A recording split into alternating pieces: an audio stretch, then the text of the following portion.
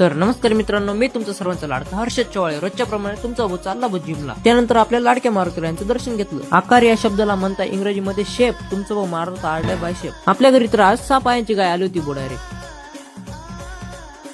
आपल्याला पैसे भरायला जायचं होतं आपल्या कॉलेजला. मी आणि काका निघालो हॉल तिकीट घ्यायला आणि पैसे भरायला. माझा ब्लॉग पाच जा तुम्ही रोज थोडा. तुमचा भाऊ पियत होता आरडाय सोडा. मग कॉलेजमधून हॉल तिकीट वगैरे घेतलं आणि निघालो घराकडे. सटाण्यामध्ये आल्यानंतर आपल्या आराध्य दैवत छत्रपती शिवाजी महाराजांचं दर्शन घेतलं. घरी आल्यावर ड्रम भरायला सुरुवात केली, कारण की आज पण आपल्याला खरबूज खाद्य द्यायचं होतं. खालच्या प्लॉटचा कॉक चालू करून वरच्या प्लॉटचा कॉक बंद करून तुमच्या भावाने केली खाद्य द्यायला सुरुवात. भावा गुंट्यात नाही एकरात, आणि ह्या एकराचा मालक तुमचा हर्षद चव्हाळे आहे. सनसेट बघायला लोक बाहेर गावी जातात, पण आम्हाला सनसेट बघायला बाहेर गावी जायची काहीच गरज नाही, कारण की आमच्या शेतातच इतका क्वालिटी सनसेट दिसतो.